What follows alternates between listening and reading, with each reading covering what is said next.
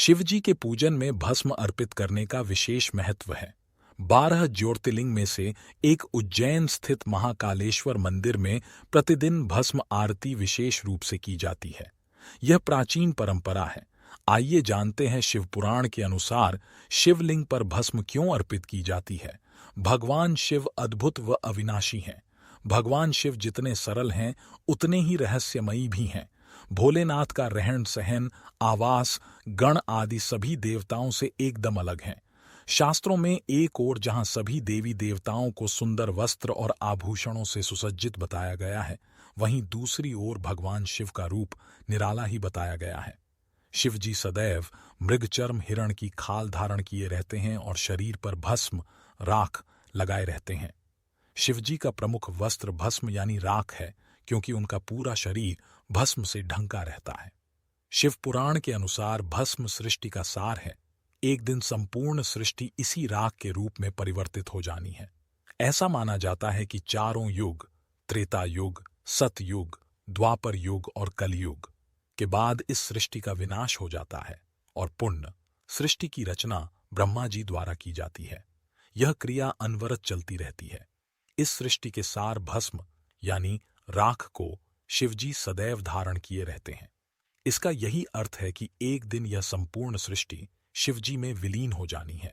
शिव पुराण के लिए अनुसार भस्म तैयार करने के लिए कपिला गाय के गोबर से बने कंडे, शमी, पीपल, पलाश, बड़, अमलतास और बेर के वृक्ष की लकड़ियों को एक साथ जलाया जाता है। इस दौरान उचित मंत्रोच्चार किए जाते हैं। इन चीजों को जलाने पर जो भस्म प्राप्त होती है उसे कपड़े से छान लिया जाता है। इस प्रकार तैयार की गई भस्म शिवजी को अर्पित की जाती है। ऐसा माना जाता है कि इस प्रकार तैयार की गई भस्म को यदि कोई इंसान भी धारण करता है तो वह सभी सुख सुविधाएं प्राप्त करता है। शिव पुराण के अनुसार ऐसी भस्म धारण करने से व्यक्ति का आकर्षण बढ़ता है, समाज में मान सम्मान प्राप्त होता है। अत शिवजी को अर्पित की गई भस्म का तिलक लगाना चाहिए। जिस प्रकार भस्म यानी राख से कई प्रकार की वस्तुएं शुद्ध और साफ की जाती है, ठीक उसी प्रकार यदि हम भी शिवजी को अर्पित की गई भस्म का तिलक लगाएंगे तो अक्षय पुण्य की प्राप्ति होगी और कई जन्मों के पापों से मुक्ति मिल जाएगी। भस्म की यह विशेषता होती है कि यह शरीर के रोम छिद्रों को बंद कर देती है। इसे शरीर पर लगाने से गर्मी में गर्मी और सर्दी में सर्दी नहीं लगती। भस्म त्वचा संबंधी रोगों में भी दवा का काम भी करती है। शिवजी का निवास कैलाश पर्वत पर बताया गया है, जहां का वातावरण एकदम प्रतिकूल है। इस प्रतिकूल वातावरण को अनुकूल बनाने में भस्म महत्वपूर्ण भूमिका निभाती है। भस्म धारण करने वाले शिव संदेश देते हैं कि परिस्थितियों के अनुसार स्वयं को ढाल लेना चाहिए।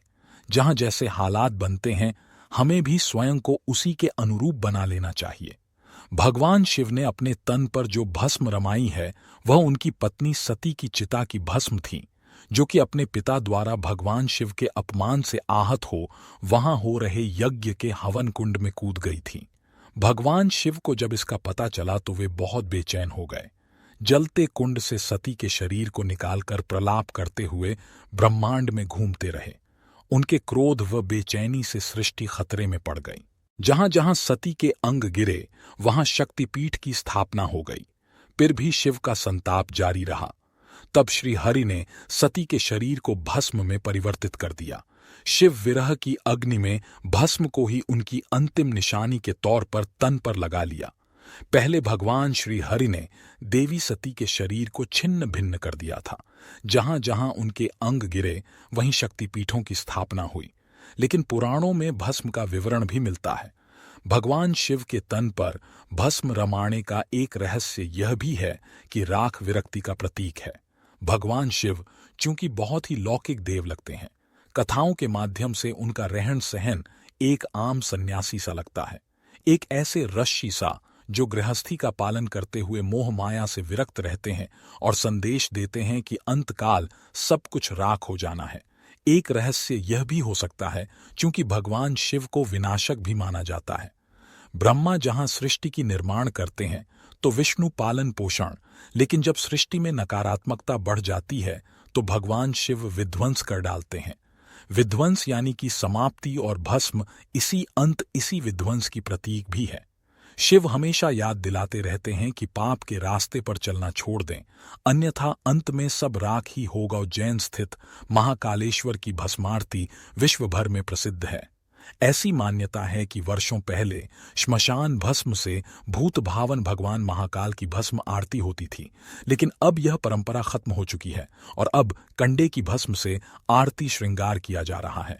वर्तमान में महाकाल की भस्म आरती में कपिला गाय के गोबर से बने औषधयुक्त उपलों में शमी, पीपल, पलाश, बड़, अमलतास और बेर की लकड़ियों को जलाकर बनाई भस्म का प्रयोग किया जाता है।